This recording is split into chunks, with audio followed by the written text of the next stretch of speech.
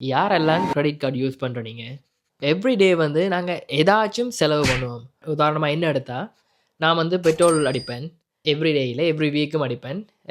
ஏதாவது சாமான் வாங்குறதுக்கு அப்படின்னு சொல்லி நான் செலவு பண்ணுவேன்.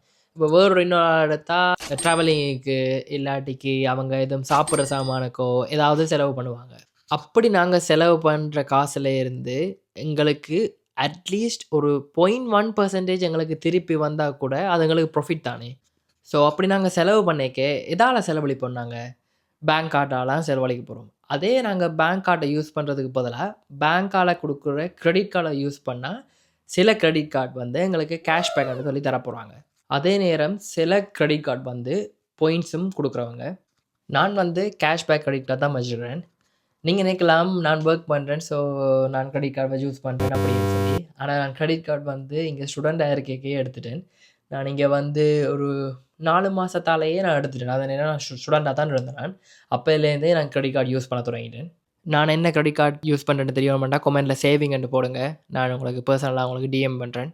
இல்லாட்டி அடுத்த யோசனை வந்து, நாங்க இயருக்கு வந்து பே பண்ணணும். இல்லாட்டிக்கு நாங்க வட்டி கட்டணுமெண்டு. சில கிரெடிட் கார்ட் இருக்குது. நாங்க இயர் கொண்டுமே பே பண்ண தேவையில்ல. எங்களுக்கு ஃப்ரீ தான். இன்ட்ரெஸ்ட் ரெண்டு வரைக்க நாங்க செலவு பண்றத நாங்க ஒரு 30லேருந்து 50 நாளுக்குள்ள பே பண்ணிட்டோம்னா, நாங்க இன்ட்ரெஸ்ட் பே பண்ணவே தேவையில்ல.